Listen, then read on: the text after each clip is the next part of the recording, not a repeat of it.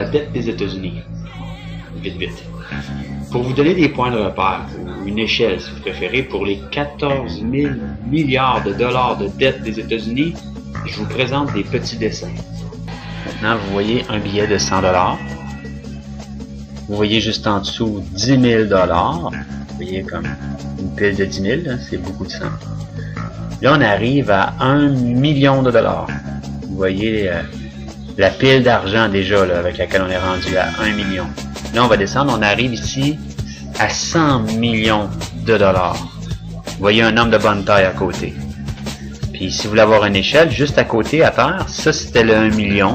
Regardez le 100 millions. Hein, c'est 100 fois plus. C'est pour vous donner une idée quand même de l'échelle. Là, on arrive à 1 milliard de beaux dollars.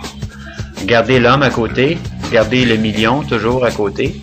Là, regardez de quoi a l'air 1 milliard. Si vous rentrez dans une banque pour voler 1 milliard puis que vous avez juste un sac pour votre équipement de hockey, ben vous avez, comme vous pouvez voir, ça ne rentrera pas dans votre sac.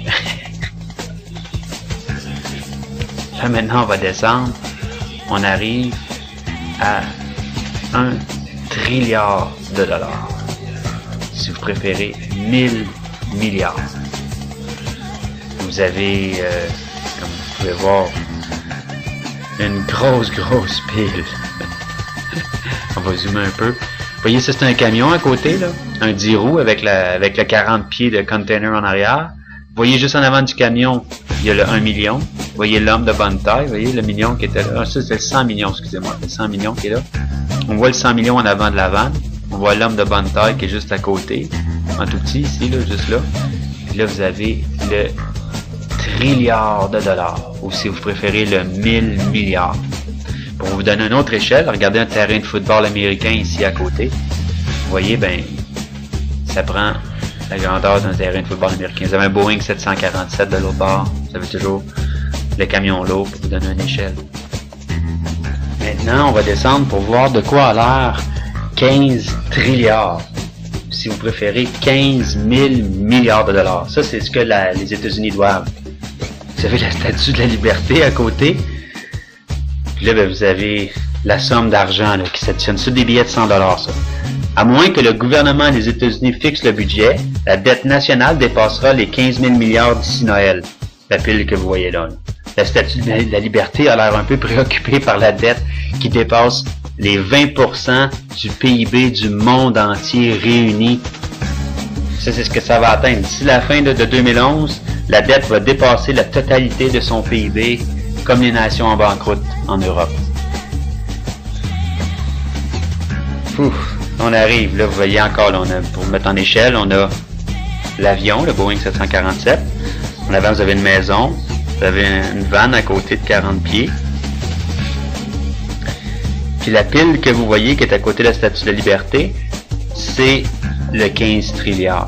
On l'a diminué de base. La grosseur à la base est plus petite pour que ça fasse plus haut un peu, pour pouvoir les comparer avec le Empire State Building puis le World Trade Center.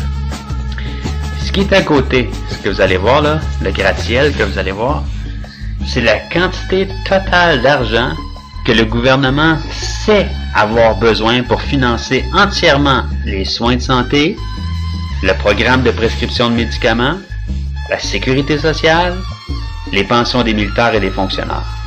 C'est l'argent que les États-Unis savent qu'ils n'auront jamais pour payer toutes leurs factures.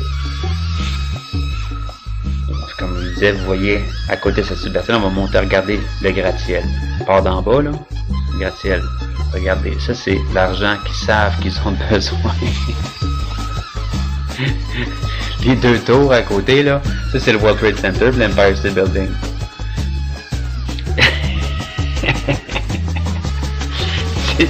C'est ce qu'on appelle péter à ballon. Hein? Être dans le rouge, là, c'est ça.